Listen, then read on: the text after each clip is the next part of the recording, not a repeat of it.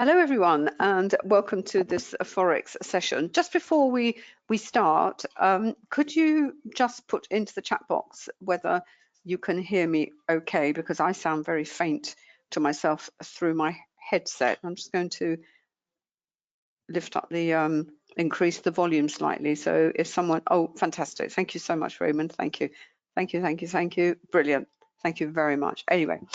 Thank you for coming along today, for taking time out of your day. It's lovely to have you here with us this morning. Of course, there's me, Anna, and David, who's sitting behind me. But before we start and to have a quick look at what is going on in the forex world and the markets generally, may I just draw your attention to the disclaimer that I know you can see on your screen. As you know, trading can be a very risky business, so please don't ever think of using money that you cannot afford to lose. Right, I'm sure you all know, you've seen your calendars today, but just as a quick reminder, it is FOMC day. Just have a look at Forex Factory. Where are we? Here we are, Wednesday. Yeah, and we've actually got the retail sales before, and then we've got the Fed funds rate later on, and the press conference. And of course, tomorrow we do have the BOE for the British pound. Now, markets have been, they've been fantastic from a trading perspective. Not so clever perhaps for investors. And when I say the markets, I'm obviously talking about risk assets such as equities. But there's been a really interesting, if you like, narrative and a set of there's been almost like a perfect storm of fundamental releases, the inflation narrative that we have generally as going on in the background, that it's affecting all of us. And by the way, just as a little aside, I can't remember who quoted this, but it came up on my Twitter line, and it basically said we have what it's called commoner inflation. That is the inflation that affects you and I, to which the central banks pay absolutely no attention to. And as those of you who've been coming regularly will know, we've been highlighting that since last year. And then you've got haute couture inflation, which is the specialized inflation that the central banks pay attention to because it's based on different models and projections and yada yada yada. Yeah, well, perhaps if they paid a little bit more attention to commoner inflation, they wouldn't be in the state they are at the moment. But yes, this combination, basically, obviously, as you know, the markets have had a real swoon. They went down heavily on Friday, they went down heavily on Monday and yesterday, but they've kind of perked up a little. And of course, that's all been reflected in the currencies. We've seen here, this is the Dixie, we've seen the dollar take off once again. Even the yen, as we can see here, this is the 4-hour CSI, finally came off the bottom. Now the yen, those of you who have read my books, are part of our program, will know that the yen is both a risk on and a risk off currency, but it's not been behaving in how it's kind of should be behaving. And that's really to do with the fact that the BOJ of all the central banks has made no commitment to raising interest rates. They are going to carry on what they've been doing for the last, David, 20 years? Yeah. 20 years with more bond buying, QE, buying ETFs, because in their economy, they don't have the inflationary problem that seems to be besetting the rest of the all other economies.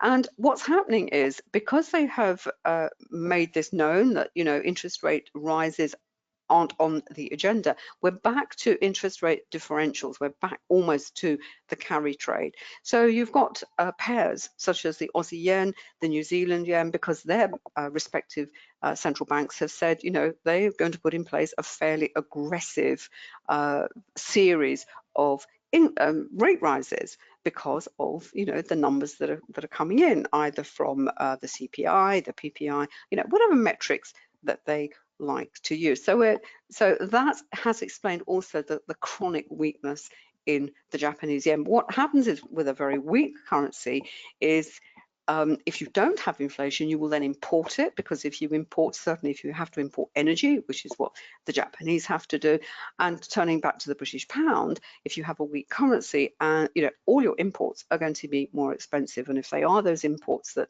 are rising in costs generally, such as energy and with food, then that's going to feed the inflation bonfire. Is going to make it burn even stronger. So, but to get back to this particular set of this scenario that we've had, and what kicked off the current, if you like, swoon in the markets, and it really goes back to the Friday's CPI for the United States, which came in.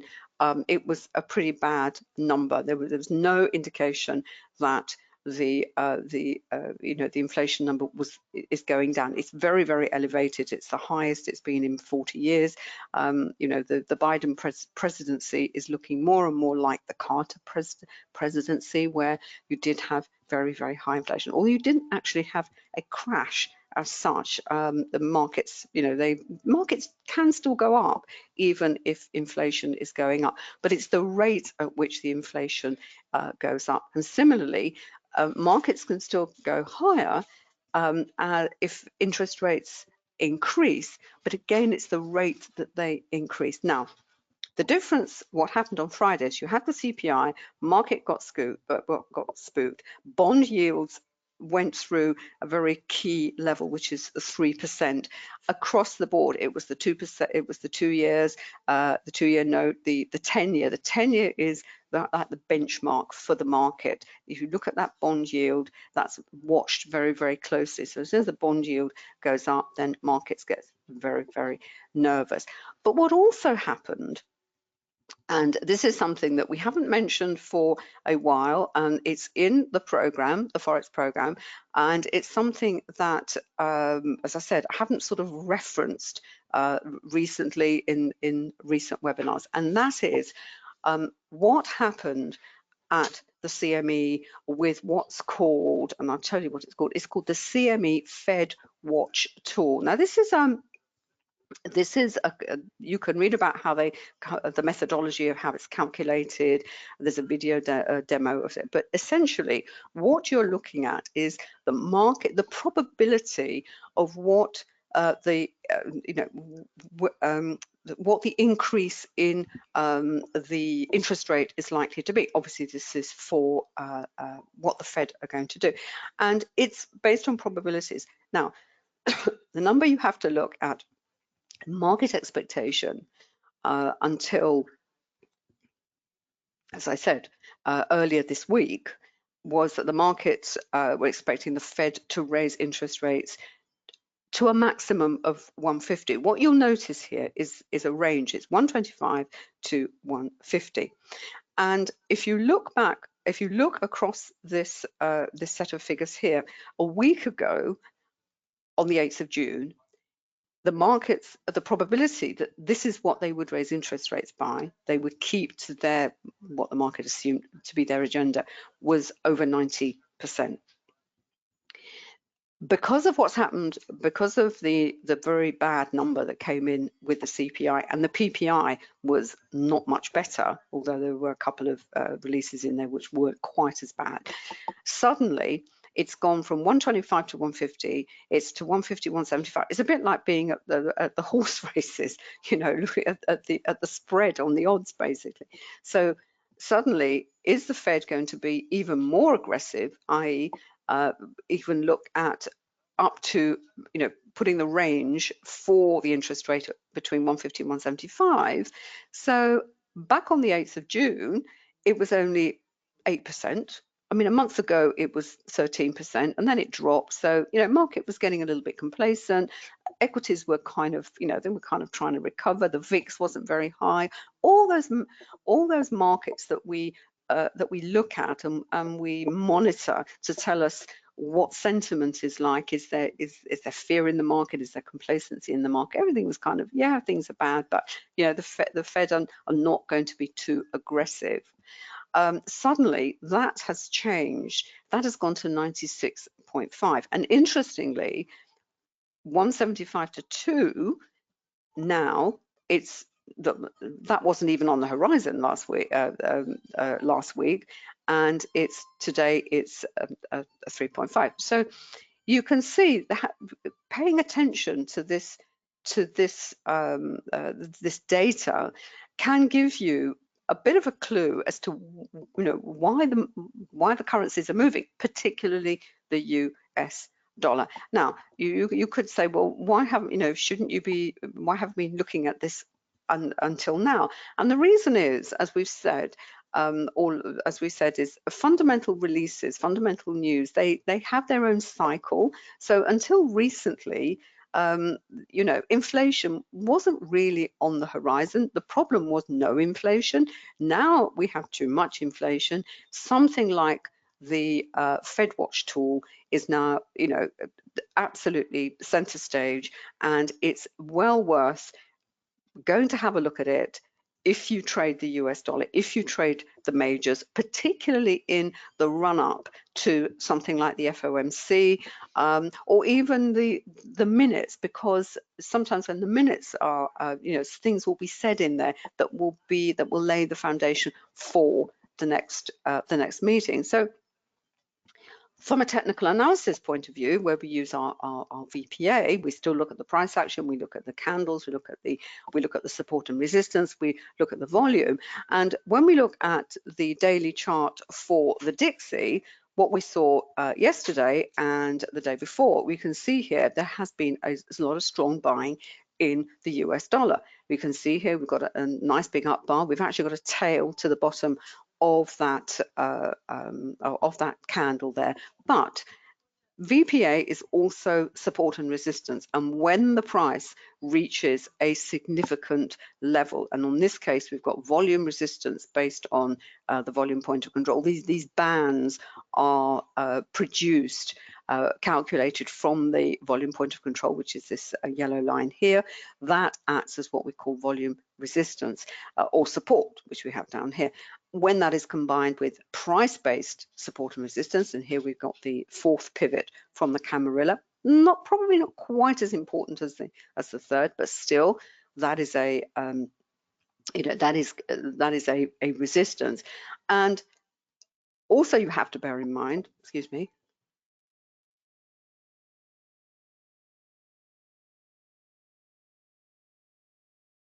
with the price action that we've seen in the dollar, you also have to make an allowance for the fact that what the Fed Watch Tool has been saying may already be factored in, because there's another element to what's been happening with the market, is that the market's having a bit of a tantrum. The Fed has backstopped the market until now. And it may simply do so again, because having high inflation, the stock market crashing, the economy slowing down is really a perfect storm to not just a recession but possibly a depression as well. So you also have to make an allowance, saying when you see these strong moves before a major announcement, such as as we said, we've got the FOMC, and bear in mind, anything to do with inflation at the moment is really, really important.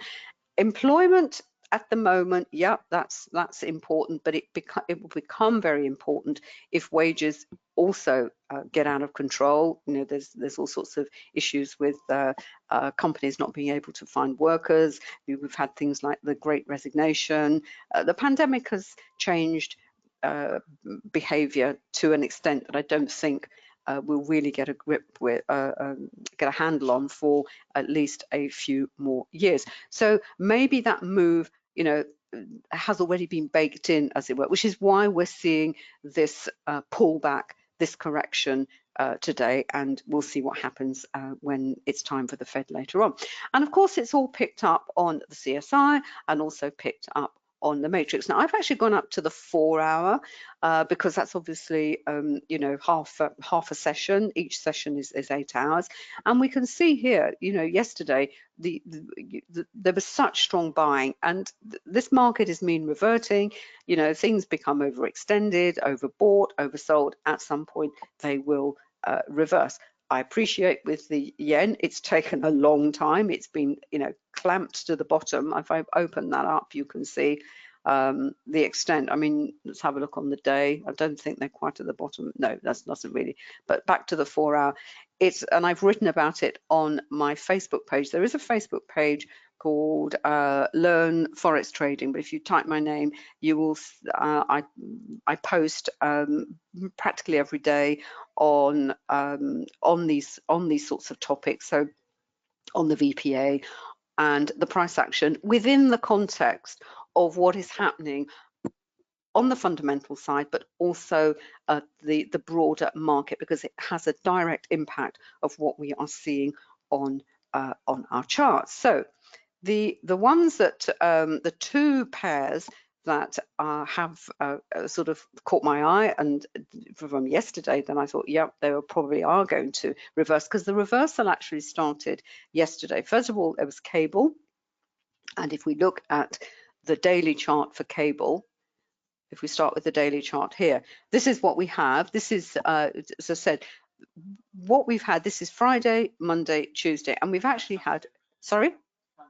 A really, really nice break away from the volume point of control. Breakaway trading is something that traders, it can be frustrating because you do get a lot of fake outs, and it looks like it's going to move and then it doesn't, and then just reverts back into the consolidation, which is around the volume point of control. But this one is a real classic because you've got really nice wide spreads. You've also got rising volume, and then the third candle, you think, oh, okay, but there's a wick to the bottom of that candle, so there's clearly buying coming in. And also remember what I said about, when it hits support, this is volume support from the volume point of control. So just based on that alone would tell us, yeah, there is an element of reversal coming in. And it was picked up by the CSI, by the matrix, and what was going on the faster time frames, and also the Renka. Now that may not go very far, because as I said, this is just a reaction to what we've seen with regard to the US dollar. The markets, have they now, I don't know, what do the markets know? People say, okay, well, they panicked, if you like, because the Fed Watch Tool has said, oh my goodness, it's going to go to 150, 175. Oh, is it even going to 2? Oh my goodness. And now they've kind of taken a step back and they think, yeah, okay, that's fine.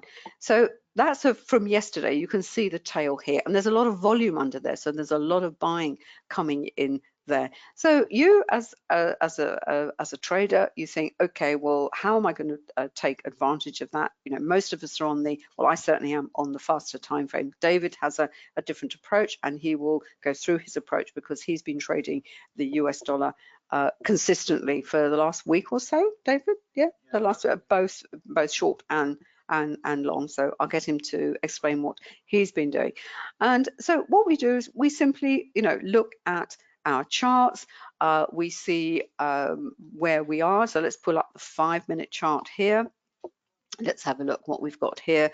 We've got really sort of, for me, this is 7 o'clock this morning. This is the move down, the tail end of the of that move on the British pound. We've actually got a volatility candle with a lot of volume underneath it, but a big wick to the bottom of the candle. So this is, if you like, this is when it says, we do start to have this reversal come through. Lots of volume. This is really very early this morning. This is 6 o'clock. This is even before Europe came on board. But it's the tail end of Asia, pushes up to the volume point. But this is the point that I'm most interested in. And at the London Open, I've got congestion. Okay, I've got to be a little bit patient. The London Open, I tend to let it go through. There's always some trap moves. You find it's only, this is what I mean by, it's going to be selling off, because the pound has been selling off very, very strongly. So you think, oh well, that's going to, but it doesn't go anywhere. It stops at this support here, which is this volume support, back to the volume point of control, and in fact we then get the break higher from the VPOC.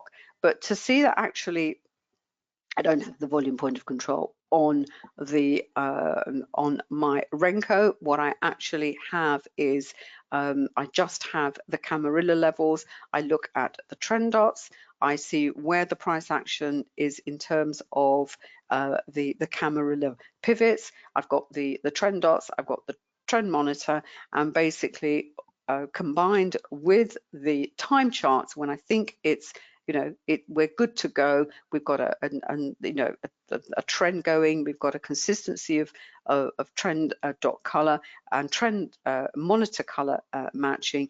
Then that's my entry, combined with what I actually see on the time chart. Now this has gone to the R3. It has gone through it. What happens very, very often at these important pivot points, it will go through and then it will come back and test and go through and come back and test and come back and test. And the key to whether that will actually reverse or not, it sits within both the trend dot, but more within the trend monitor. We have had a dip into we have had a change of color, not a bright change of color, but this dark red, and if that goes back into blue, and if that holds like that, there is no reason why that cannot continue. And if we look at what the time chart is doing as well, we can see here, this is where at the R3 we've got this resistance here. It's got to get through this point here, which is 120.93, and we look at, this is the 4-hour chart for the matrix and let's put the pound up here, so where that is, for the pound and the CSI. But if we take that right down to, say, the 5-minute, where are we? Well, it looks like the pound wants to turn up. Really have to keep an eye on the dollar. Is the dollar, if we're going to carry on with strong selling of the dollar, and we just want this divergence to carry on. We need cable to go through. It's tested it once, twice. It's coming up to it again. The Renko is telling us stay in. Yes, we've had this, this change of color, but it's simply found support at the R3 pivot. This is the R3 pivot. The next question is, well, where is it going? If it does get through, where's it going? And this is where you look at your support and resistance levels again. We've got the 4th pivot on this time frame. The way these pivots work are all the time frames below, but not including the hour, they're refreshed every day. Between the hour and the daily, it's once a week. It's actually going to an R4, and there's the volume point of control out there. Is it going to, do we have enough time before the FOMC, if you like, to get from here to here? Yeah, possibly. It depends on what's happening in the rest of the market. If the indices hold up, I think they've reversed slightly this morning as well. Yields have kind of come off a little bit. Yeah, that's why not? But this is, this is a correction. Is the primary trend lower from the volume point of control going to carry on lower? That is really in the hands of what the Fed do this evening, and of course, because it's the British pound, what happens with the BOE tomorrow. And the other pair, very, very similar price action, is the Aussie dollar. We go there as well. Very similar. We've had, again, 1, 2, 3. In fact, this goes back to Thursday. We had the break from the volume point of control, a really nice trend lower. Then we had yesterday, this pullback, got to, again, got to the bottom of this. Actually coincided with the S6, also coincided with this lovely 2-bar reversal here, going back, which was the springboard for this move up here. And if we put those 2 candles together, and you put that two lots of volume together, you've actually got a hammer. So 2 candle patterns for reversals are absolutely brilliant. They really work well in the forex market. Now, if this carries on, what are we going to get here? Well, we haven't really got a bullish engulfing. We need the candle to be here, but there's a lot of buying under that wick, and that is supported by the volume here. So from a longer term, if you were short the Aussie dollar, is this a is this a major reversal? Difficult to say, because as I said, we've got the Fed this afternoon. If you're on the shorter time frames, you simply take advantage of what you see on the chart. So the CSI, what's this one? This is the hourly.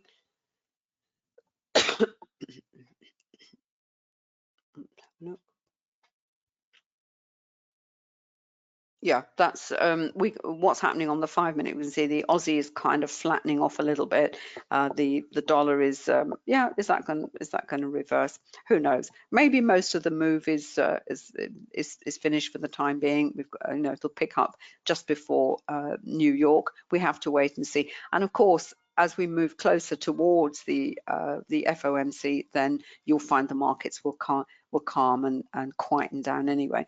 And what we're seeing on the CSI is reflected on the time chart, certainly the 5-minute and the Renko, because we're reaching a key support and resistance level. So VPA is price action and volume, but support, you've got to have, you've got to be able to mark on your charts these important levels of support and resistance. Doesn't matter how you do it, whether you use Fibonacci, we use, as I said, we use volume. We're, as part of our new program, our stock trading and investing program, we're developing more volume indicators to help us, give some structure and meaning to the chart. So yeah,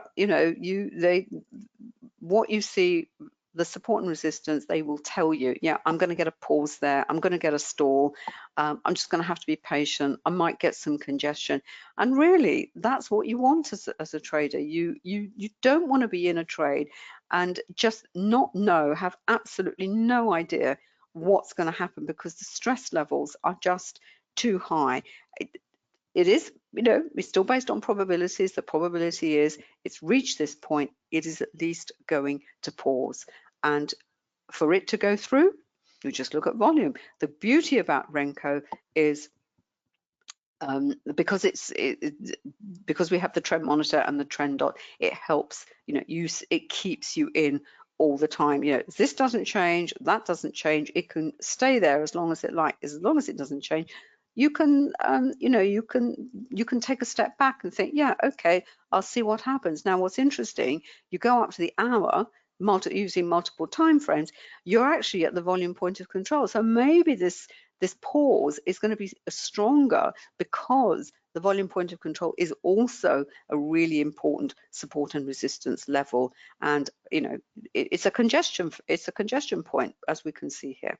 Right, we'll keep an eye on that one and see what happens.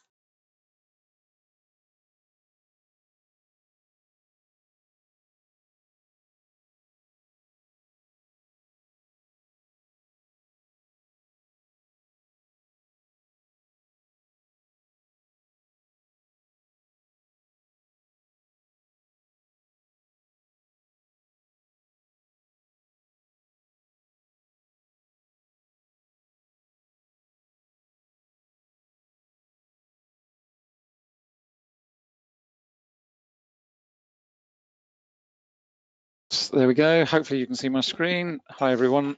Just looking around the nanas. Yeah, and hopefully you can hear me okay as well. Where to start? Well, can you hear me? Anna's just checking. Hopefully you can. Yeah, good. I will speak a bit louder. I'll even turn up the volume a little bit. There we go. Oops, gone down a bit. Now it's gone completely. Hold on a minute. Is that any better or not? Okay, there we go.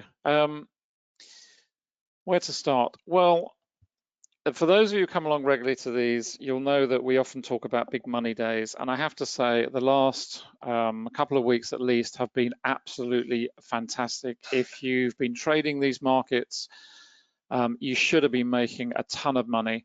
And this is really what it's about, because as I've said many times before, and Anna's said many times before, if you talk to pit traders of old, what they will tell you is that in a year,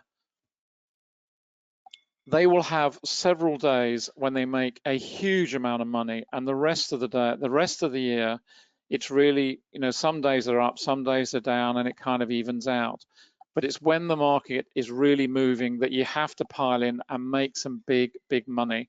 And that's what's been going on in the last couple of weeks. And to be honest, it doesn't really matter where you're looking, whether you're looking in forex, whether you're looking in equities, whether you're looking in indices, futures, whether you're looking at cryptocurrencies. They have all been moving very, very strongly. And I have to say, the trading has been pretty straightforward. It's not complicated. It's really very straightforward. You just got to decide in your time zone, time horizon, where you're going to get in, how long am I going to hold these positions for? Am I holding intraday? Am I looking for longer term, etc., etc. If you're in the Forex program, I've been posting this up the last few days. This is the tiny little FXCM account, and this is mirrored across all our other accounts, because I can assure you what we tend to do here, we tend to do elsewhere as well. It wouldn't make sense otherwise. In the last 6 or 7 days, I think this has taken over $200, which I think is over 2,000 pips approximately. So we've gone from about $1,800 to over 2,000 now. And bear in mind, this is purely trading single micro lots in a basket. That's it. It is not complicated. It's not rocket science. It's very straightforward. You're spreading the risk. You're spreading yes, you are focusing on one currency, but nevertheless, you're spreading it across a basket of currencies. And if some don't perform, like the dollar CAD didn't perform particularly well in that basket, but others did very strongly, then it's great. That's where we are at the moment. We're at 2,000. I'm trying to get this, basically last year almost doubled it, and I'm trying to do the same again this year. Just really to show you that even if you have a very, very small account with a limited amount of trading capital, you can still make money. I know it's not a huge amount of money, but if you look at it, it's certainly not livable expenses, but if you look at it in percentage returns terms, it's massive. It's absolutely massive. Doubling an account in a year. I mean, that's what you've got to do. And all this is doing, and I know in the program, the one thing that we bang on about is, if you're new to Forex, by all means start with a demo account, but a demo account is going to teach you absolutely zilch. It will teach you how to use the platform. Once you know how to use the platform, get a live account, put a few $100s in, and start trading single micro lots and start to get familiar with just the whole business, the whole emotional response to making and losing money, because that's all it's about. We get a lot of questions in the forum about, well, where did you get in? Why did you make the decision? Blah, blah, blah, blah, blah, blah. It's just looking at the charts. I mean, if you look at this is, sorry, that's on indices. I'll come back to that in a moment because that's been absolutely sensational as well. Just go to the currency pairs multiple time frames. Okay, I'll just pull up cable for a minute. Just move that out of the way, get the chat box out of the way. There we go. This is cable on the daily. I know Anna showed you this already, but this is on Ninja. And all you are looking at, even if you're an intraday trader, this will give you perspective. But if you're a longer term trader, it will give you the ins and outs of where to get in, whether it's time to get out, etc., etc., etc. I closed out that last night. I think it was something like $73, $74 because I'd been in there for a couple of days. It was starting to look a little bit like a reversal, as Anna said, on the dollar. So the dollar buying, the very strong dollar buying we've seen looked as though it was going to pause and perhaps reverse ahead of FOMC today. So we closed it out. As I say, it was $73, $74, 740 pips or whatever it was. And now we're sitting here. Am I going to get back in? Probably yes. I'm going to wait for the FOMC, and that's what you have to decide. Someone put a post up in the forum action and said, "Oh, well, they've closed out theirs ahead of FOMC." Fine, so did we. That's the decision you make. Now, other traders who are maybe holding this for much longer time frames will go through the FOMC and say, fine, okay, a bit of volatility, I don't mind, I'm holding this for weeks or months. That's entirely up to them, and it's a personal decision. It's not something you can teach because you have to make that decision yourself. We took the decision to close out, wait for the FOMC. Depending on what happens tonight, then we'll make another judgment call. And if it looks as though there's going to be yet more dollar buying, which I suspect there will be, then we'll jump back in. Probably not tonight, probably tomorrow once the markets have settled a bit and London opens, all the rest of it, and it filters through there. But if you look at this on the daily basis, I mean, this was a classic entry point up here. We had the VPOC up here. You know, you've got a very strong platform of support here. Once that gets breached, yes, we had a volatility indicator, but once we're off there, you know, down we go. You've got this absolute ton of price resistance overhead, which is going to protect you anyway. So you're going to slap your stop losses in above here. So in terms of any retracement, you've got massive, massive natural protection from the chart itself. You then go on down here, you know, we had some more selling coming in here. This was, you know, nice thing. Then you get down to the bottom here and you start to see the reversal coming in. So you think, okay, fine, well, you know, let's close out and see what happens. You start to see rallies like this, but it's on falling volume. And you think, well, this doesn't look particularly strong, but we'll see what happens anyway. And then you get this rally here, and this is where we started to really flag up because two reasons. First of all, you're coming back up to a level which has seen a reversal before. So you're up to this level here at 126.50 odd approximately. But in addition to that, you're seeing two other things. You're seeing very weak candles. These candles are narrow spreads. They're not strong. They're just indicative of a market that is very nervous, is not going to particularly take off. And in addition to that, it's coupled with the fact that the volume is falling away. So what is that telling you? Time to get back in, go short again. Yeah, okay, we had to sit through a bit of congestion, but boy, oh boy, then we started making a ton of money in here. So, you know, that's what it's all about. It is not complicated. You don't have to be sophisticated in what you do. You just have to understand VPA. And as Anna said, understand support and resistance levels, look at the VPOC, tie that according to the timeframes you're interested in, and then you make decisions accordingly. And if you look at the trend monitor down here, the trend monitor has yet to transition. This is going back to end of February, early March here. The trend monitor has not yet to transition into a fully bullish mode. It came out here a little bit. It started to transition here a little bit here, but now we're back into solid red again. And of course, you'll be looking at the dollar index chart as well, in addition to all of that. So that was cable, but it's pretty much, you know, the same on all the other charts as well. As I say, when you're trading a basket, you know, you're not going to win them all. I think from memory, I think the dollar CAD was a little bit of a laggard, and the one that I stay out of is the dollar yen. I never ever put a dollar yen into a dollar basket. Why? Because it doesn't move in the same way that all the other majors do, and that's all explained in the program. I'm sure we've covered that if you've read the program or you're in the program as a student. And if you go over onto the indices, and if you understand relational analysis and everything else, then, you know, it all just makes sense and everything backs everything else up. You know, this is the YM. Tough times for investors. You know, got to know what you're doing in the bond market. And can I also say, if you're an investor, and certainly from a UK investor, you've got to be aware of the exchange rate risk if you're investing in US markets. We are deeply conscious of it all the time. You have to be. This is on the YM. Similar sort of analysis, if you will. We had this rally. You know, we've had this a lot of this weakness coming in, and then you get this rally. You get four days of up candles. But you've got wide spreads here and you've got falling volume. The falling volume is over the 4 days and the spreads are rising, but they're actually rising on less volume. What does that tell you? It tells you it is weak. It's not very strong. Into the volume point of control, and then off we go down the races again, and we come down to the back of the bottom of the VPOC here. And obviously we're waiting for the FOMC tonight. Pretty much the same across all three. Not quite so dramatic, if you will, on the ES, but certainly on the NQ. So that's where we are. It's in terms of the broad economic picture, the Fed has completely screwed up. All central banks have screwed up. As Anna said, last year, what were they desperate for? Inflation. That's all they wanted, inflation, inflation, inflation, and they wanted to get it to their 2% target. You know, that's always their goal. 2%. That's their ceiling. That's where they want to see it sit. And of course, what's happened is we've now got inflation, which is absolutely roaring. The irony, of course, is that this inflation is not being driven through economic reasons. It's being driven for a whole bunch of other reasons, and that is going to give the central banks a massive problem, because what they are going to do is they're going to raise interest rates to tackle inflation.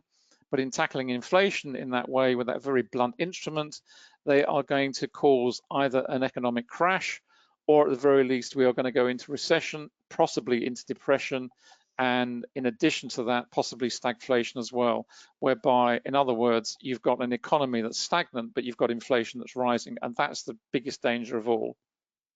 And that's where we are. They are reducing their balance sheet. They are trying to control it with interest rates, and it's just a complete and utter mess. They are way, way behind the 8 ball, and if they're going to control it purely with interest rates, you're going to see interest rates skyrocketing to get this under control. But as I say, this is not. We are in a phase of the economy which is perhaps something we've never seen before, because this is not natural inflation driven through an economy that is overheating. In other words, a hot economy where we are seeing inflation driven through economic reasons. It is not. It's being driven for all the other reasons that we're well aware of. And the central banks only have 1 or 2 mechanisms to actually control this, and they are absolutely in panic mode right now, and it is absolutely chaotic. And this is going to last for some considerable time. So do not expect this to be a one-hit wonder. This is going to drag on for some time until they get inflation under control, God help them. And that is going to be catastrophic in terms of economics, in terms of jobs, and in terms of everything else. Only our opinion, but that's what we see. Let me just pull this over, pop this up. Just want to show you this because it's this is the heat map for TradingView, and the reason we're having a lot of customers who are loving using this because it's so different to the heat map on the other platforms. And the reason it's so different is because you can actually set the time frames here to whatever you choose. So if you're a scalping trader, you could have this at 1 minute, 2 minute, 3 minute, 4 minute, 5 minute. If you're a longer term swing trader, you can set it to what I've got here. You can set it to any setting you like. You literally just click on it, go into settings, and here are all the time frames down here. You can also change the look back. So if you want to look back over a slow period, you can do that as well. I wish we could have this on the other platforms, but we can't. It is only on TradingView because TradingView is the only script that allows us to do this. And of course, what you can also do with this is you can have multiples of this. So not only do you can have 1 as I've got here, but you can have 2, 3, 4, as many as you wish. So I just wanted to highlight it. It's just getting a lot of feedback on it. It's just really, really good at the moment, really exciting. It's a lovely indicator to have to give you that flexibility. This is just the 4 currency indices. I've got the dollar here, top left. This is on 5 minute, the yen here going sideways at the moment. Sorry, I beg your pardon. This is the pound at the top, beg your pardon. This is the dollar at the bottom, selling off on the dollar that we've seen since 6 o'clock this morning, our time. This is over onto euro, a bit sluggish, and the yen, which is moving sideways. Just 1 or 2 other things to highlight here. This is on Bitcoin. As I said, Bitcoin, and in fact, all the cryptocurrencies are really, really having a torrid time. Bitcoin is down to 20 and a half now, 20,500 odd. It's really, really come off big time from, I think it was 67,000, something like that. Yes, there are intraday opportunities, of course there are, and we've got the currency strength, the cryptocurrency strength indicator as well, which really, really helps. But in terms of applying volume price analysis, exactly the same. All the other indicators, you can see we've got a bit of volatility triggers come in. And remember, the volatility trigger comes in, you don't have to wait for the candle to close. It's a beautiful indicator because it gives you that heads up before you actually need to make or before you have to wait for the candle to close. So if you're on a 1 minute, okay, it's not a big deal.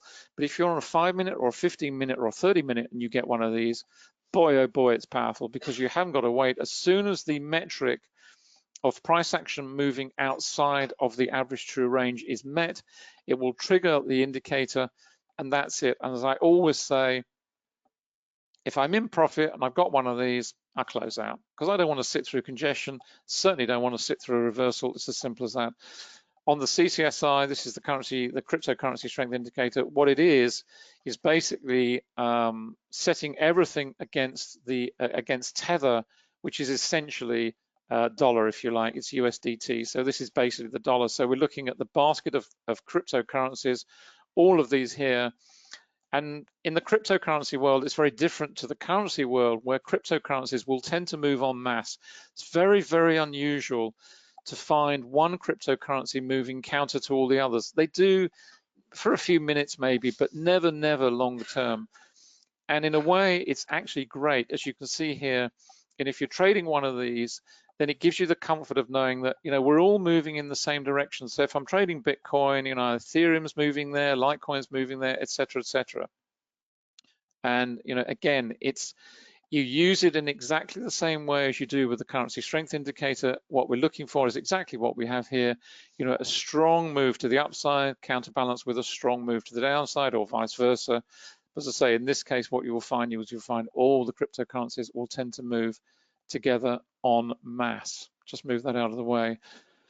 Just to show you one or two other things on Ninja. We're doing a lot of work on Ninja at the moment. Where are we? Let's go to Market Analyzer for a moment. This is Market Analyzer. If you have the full NinjaTrader package, then you will receive all these upgrades free of charge. This is one, this is Market Analyzer. So we've actually incorporated many, or as many of the indicators as we can. You can see this is on, I've got stocks up here, so there's not a lot going on at the moment. You've got the dynamic volatility, you've got Camarilla, you've got the VPOC, you've got accumulation distribution, you've got trend monitor, you could have more on here. So basically, we have incorporated that into Market Analyzer. So as I say, if you have the full package, you will get all of these free of charge. In addition to that, we are also working on, as Anna said, some new volume indicators. Just go back onto the currency pairs again. There we go. We're also working on some new volume-based indicators, which will be really specific to stocks, but you will be able to use them obviously on other markets as well. Things like the volume-weighted VWAP. We're also doing several other based on strength, and really looking at sentiment as well to help in terms of identifying stocks and opportunities on stocks for investment, and also from an intraday trading perspective as well. So as I say, if you have the full package on NinjaTrader, then you'll get all those indicators and the Market Analyzer stuff free as well. Let's just have a look at the currency matrix multiples. Just isolate out the dollar here. Let's see what's going on. There we go. Let's take the dollar out. Dollar out, dollar out. It's a little bit of sideways at the moment. It's no great surprise. And what the matrix does is it just gives you that perspective on sentiment. You know, is the currency pair that I'm trading moving in the same direction? If I'm buying dollar, is the market buying dollar across the matrix? If I'm selling dollar, is the market selling dollar across the matrix?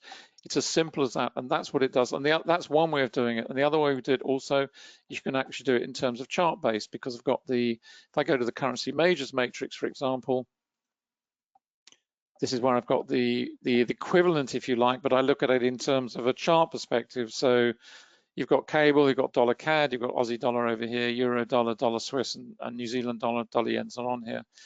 So it really just gives you a perspective. So even if you're not using the matrix, you can use the actual charts themselves to see what is going on. And obviously you've got volume on here as well, so you get a perspective.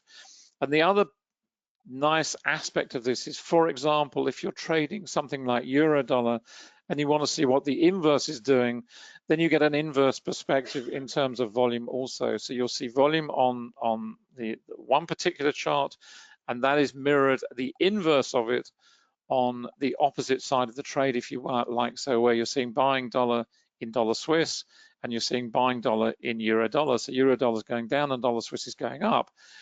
It gives you a really nice mirrored inverted perspective on volume, and of course that's also reflected in terms of trend monitor and all the other indicators as well.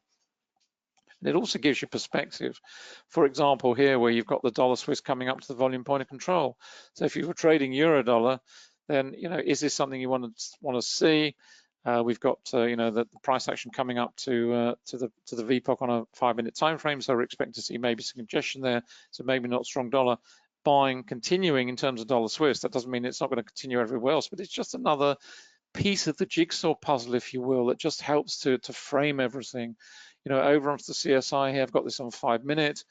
We've got New Zealand and Aussie getting up into very much into overbought, Euro down here. And we've got the Swiss franc here. So if we were looking at a Euro Swiss chart, this would be going absolutely nowhere because the two currencies are following one another around literally one after the other. Equally, if we looked at a New Zealand Aussie chart, that's not going anywhere in this time frame because the two currencies there are also following one another around. So constantly what we're looking for is divergence, divergence, divergence. If we go over to the currency strength multiples, you know, that's what we're looking for. We're looking for divergence. We're looking for one strongly rising New Zealand dollar, the New Zealand dollar, for example, Euro falling strongly. So on a 1 minute time horizon, you see a very strong trend in that at the moment. That's also mirrored on 5 minutes. You've got the two here, New Zealand and the Aussie. You've got these two falling, and it's just getting up here much more slowly here, but they're still falling here, and they're still falling here quite strongly. So in terms of moves which are strong, I don't even need to look at a chart. I can tell you there's a lot of New Zealand buying going on right now. And if you were looking to counter that, you'd be looking at something like a euro or a Swiss franc, maybe the dollar, but the dollar's kind of flattening off a little bit. So certainly in terms of stronger moves, it will be against these two, one of these pairs here. So you're spoiled for choice at the moment. You'd be looking at maybe an Aussie or New Zealand against a franc or a euro. But that's what you're searching out the whole time. And then of course you're tracking that, you're looking for it to continue. It doesn't always continue. Ideally, what you're looking for is across the time frames. This is on 1, 5, 10, and 15, but it's whatever time frame suits you and your trading perspective. Where are we going? Let's just have a quick look at the currency heat map. This is the currency heat map. This is on NinjaTrader. As I say, it doesn't have that flexibility, so you are limited in terms of the time frames. You've got 1, 5, 10, 15, right the way out to the monthly. If I just isolate out on the dollar, you can see here cable being absolutely hammered. These are the slower term time frames in terms of bearish sentiment, very, very strong. But then, of course, equally, you know, when these get to the bottom, and remember on the currency heat map, it's two indicators in one because you've got the intraday sentiment is reflected on these cells, which match the currency matrix in terms of the data output. And then in terms of the ranking ladder here, these move much more slowly because they are weighted, and they're weighted according to the time frame. So for example, a 5 minute time frame will carry more weight than a 1 minute, and a 10 minute more than a 5 minute, and a 15 more than 10, etc., etc., etc. So a slower time frame will carry more weight. So these pairs here will not jump up and down the ladder as they do on the matrix, because the matrix is only looking at a 7-day look back or a 14-day look back, whatever you have it on. This is basically weighted according to the time frame because time carries weight. Everything in trading is about time frames and weight. And it doesn't matter what you're looking at, whether you're looking at a volume point of control, whether you're looking at volume, whether you're looking at a volatility indicator, whether you're looking at support and resistance. The slower the time frame, the greater will be the significance of that particular indicator or the presence of that particular indicator. And that's basically what it shows you here. Because we've got so much weight over here in terms of the slower time frames, that is why cable is down at the bottom here, and that's why the other two are down here as well. Now, if this is to change and cable is to start moving up along with the other dollar pairs down here, then what you're going to have to see is, forget about seeing green down here on 5 minute. What you start to see is you want to see it up here on the 4 hour. If ultimately that translates into the daily, then you will start to see some movement in terms of cable moving off the bottom, and the same here as well. So it's basically a ripple effect. What you're looking for is that rippling motion of these gradually changing from red into green in this case, and then out here further into green, and then it will start to lift off the bottom of the heat map. So the heat map is a great tool if you're a slower term trader. You know, longer terms, you're looking at the dailies out to the weeklies, then, you know, it's a great place to go and look, check out what's at the bottom, what's at the top. I like to look at the extremes all the time. Obviously, I use the TradingView heat map because I've got the option to do it. But if you are a ninja, then, you know, use the heat map. You're looking at much lower time frames, but it's a great way. Pick off the tops and bottoms because you're looking at extremes again, and in exactly the same way as you do with the CSI, you're looking to get in early. and take advantage of a trend that starts to develop early before it gets too far advanced. There we go, just back to where we were. So, it's all, yes, there are opportunities. If you're an intraday trader and you like the 15-second chart, which I do trade, it's just, and it's a great place to practice. I'm not suggesting you trade it if you're not comfortable with that time frame, but if you have it available on this platform, or you've got it somewhere else, a very fast time frame, then use it to hone those VPA skills, because it certainly will. It just makes you very sharp, very conscious of not only what's going on a candle bar basis, but also in terms of groups of candles, how they're performing, and all the rest of the indicators. There we are, we've got a volatility trigger. As I said, on 15-second makes no difference, but on a 15-minute, it sure would, because if that came up in the first couple of minutes, that's it. Get out. I don't want to sit through congestion, which is like to follow here, or worst case, a reversal. So you see it come up, bang, make a decision. If you're in a loss position, that's a different story. Then you've got to, I guess, you've got to hope a little bit that maybe it works in your favor. But if you're in a profit position, it's a very, very simple decision. 99 times out of 100, I said many, many times before, close out, take profit. Or at the very least, if you're trading multiple positions, if you've got 4 or 5 positions on, then take 3 off, leave 1 to run, or take 4 off, leave 1 to run, leave 1 in. But take the bulk of your profit off the market. You don't want to sit through this. Okay, this is only 4 candles, so it's a minute. We're on 15-second. If this was 15-minute, this is painful now. You don't want to be sat through that. And it's the emotional stress you're going to sit through, because you're not sure now. You start to doubt, was I right? Which way is it going to go? I don't know. Could be, could not, I don't know. And you suffer the emotional stress. You don't need that emotional pressure. There's enough pressure trading without putting yourself in additional pressure.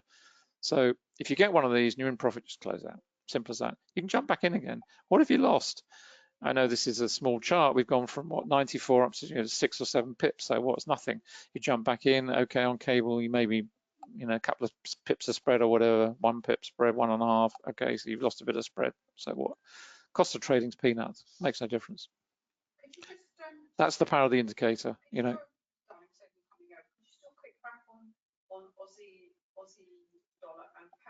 Yeah. Aussie dollar and pound dollar. Okay, let's go back over to Aussie dollar. I'll go on to, no, save Anna going back on hers. Let's go to currency matrix multiples. Oh, sorry, wrong one. I want the currency pairs multiples measures matrix. Oh, sorry. Could go to, I've got the futures up as well. Let's just stick with spot for a moment. So this is on cable. That's what's happening on cable. A lot of congestion. Looks as though we could be breaking higher still. Trend monitor here, fantastic indicator. What does it do for you? Well, it does one simple thing very, very well. It helps you to stay in. We saw this volatility trick come in. Okay, you might have closed out, fine. If you didn't, you sat through that. Yeah, it transitioned a little bit, comes back into blue. Yes, we've gone back into congestion here again. It's flip-flopping around. It may continue higher. We may sit in congestion here, but it's building congestion and we'll get more levels. The other nice thing about just on this chart, just to highlight another aspect of the VPOC, when you get the VPOC like this, what you'll also get, this is the accumulation distribution indicator, you get these thick lines, because what the accumulation distribution indicator does works the same on TradingView as well. It actually presents these lines thicker according to how many times they've been tested and retested. So the thicker the line, the stronger the area of resistance or support. It just gives you a complete instant visual, no nonsense picture of support and resistance. You don't have to think about it. You know that's strong resistance. You know that's a good level of support. These are minor. They've only been tested once. These have been tested several times. As soon as you break through that level, you know you've got a really strong platform. Obviously, resistance at that point becomes support. And you'll see that all the time with the volume point of control. It's just a great, great indicator. And if you use it with the accumulation distribution, it's just wonderful. The other one was the Aussie dollar, Anna mentioned. Let's have a quick look at Aussie dollar just before we wrap up. There we go. It's still going up. And here again, you see what I was talking about just now, this very, very strong level, fantastic level of resistance, bang, bang, bang, couldn't get through, all the way through here, bang, bang, bang. Finally, it manages to get through, and then off we go. And then you've got this great area of support in place that if it did retrace against you, you've got some really strong support there. You've also got this little cluster here, and when you get these two, this one is slightly stronger than this one and not as strong as this one, but when you get two of them clustered like this, that's really strong. You've got two levels here, and again, you can see really strong platform of support. You break away, off we go. Through this low area of volume here, it's what we expect to see. If you're on a VPOC and you've got a low volume coming up ahead of you, terrific, happy days, because you expect the price to move through there pretty quickly, and it does. So when you get up to these low volume areas, volume's falling away, that's what you expect to see. And again, you can see on the trend monitor, yeah, we had some transitional colors here, but we're still trading positive on here. And you'd have this running across multiple time frames. Everything you do in trading is about multiple time frames.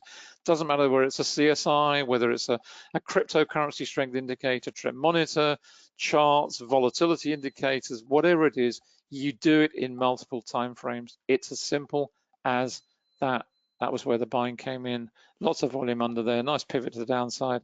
That's the start of it. Off we go. It's all about VPA.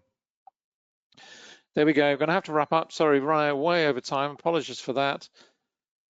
Just to give you a heads up, this is the education site, quantumtradingeducation.com. I have to say, we are working flat out at the moment, Anna and myself, to get this stock trading, the complete stock trading and investing program up. It will be up during the year at some point. I can't give you a firm date, but we are working on it, I can assure you. And it will literally cover everything to do with stock trading and investing, and huge modules on bonds, because bonds are part of stock investing. They have to be if you've got a portfolio. It's a massive program. It will be ongoing. There will be live webinars that will be ongoing as well, which will only be part of the stock trading investing program. They won't be public like this one. They will be private and only those available to students. So you can register here. Just click the button there and sign up, and you'll get all the details in due course. Funded programs going really well. Lots of students on that, climbing up through off the evaluation stage into the portfolio managers levels. So that's going really well. So if you join the complete forex trading program, and remember that whatever you've bought in the past, we will always give you a credit, whether you've bought one indicator or a few indicators. If you wanted to upgrade to the program, or you wanted to upgrade the full package before going on the program, we will always give you a credit. And once you're on the program, then you have access to the funded program, which is basically trading our money up to a level of $2 million. You start at 5, 10, or 15,000 down at the bottom here. You choose, you decide where you want to start. There's a one-off entry fee down here. That's it. And then you're trading our money. So there's no risk to you. You're not trading your money, you're trading our money. Yes, of course, there are risk of money management rules that have to be to protect our capital, but basically you are trading our money with no risk to yourself. This is where you'll find Anna's analysis, all the books up on Amazon. You'll find them in both Kindle and in also paperback version, and all the analysis down here with the latest blog posts. And also, as Anna mentioned, all the Facebook pages as well, where you can follow her analysis too. Again, you can register here for the stock trading program, and it's also here on Quantum Trading Software, where you'll find all the indicators. As I said earlier, if you invest in a full package, you get all the indicators we develop free of charge. There's a whole raft of them coming down on NinjaTrader, and there was a whole raft of them on TradingView as well, the radar panel and everything else. Everyone got that free of charge, the cryptocurrency strength indicator, and all of these as well. And they will be ported across to all the other platforms as and when we've launched the stock trading program. Then we'll get back to moving those across. We're also going to be developing another platform. We're possibly looking at multi-charts, maybe Think or Swim, we're not sure at the moment. So we will be looking at adding other platforms as well. Lots of bundles there. You say you can buy one indicator, a bundle of indicators, or the full package. It's entirely up to you. That's it. Thank you very much indeed for coming along today. Hope you've enjoyed it. And we will be back again. Not sure when. As I say, we are flat out on the program at the moment, but we will see you again soon. Enjoy the rest of today. And once FOMC has come and gone, then maybe it's going to be time to jump back in again, and we should see some strong moves later on tonight, certainly tomorrow. So we will be back in the markets again as well. So see you soon. Thanks again, and bye for now.